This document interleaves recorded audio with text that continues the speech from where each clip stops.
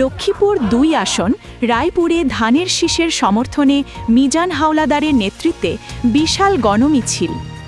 লক্ষ্মীপুর ২ আসনে ধানের শীষের প্রার্থী আবুল খায়ের ভূঁইয়াকে বিজয়ী করার লক্ষ্যে রায়পুরের ৯ নং দক্ষিণচর আবাবিল ইউনিয়নে বিশাল গণমিছিল ও শোডাউন অনুষ্ঠিত হয়েছে।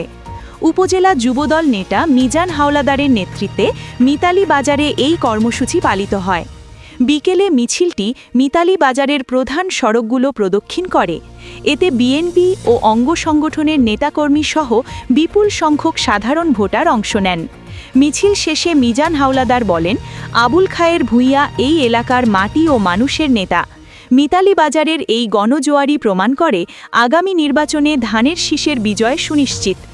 ইউনিয়নের ৫ নং ওয়ার্ডসহ বিভিন্ন স্তরের শত শত নেতাকর্মী এই মিছিলে অংশ নিয়ে ধানের শীষের পক্ষে ঐক্যবদ্ধ থাকার অঙ্গীকার করেন।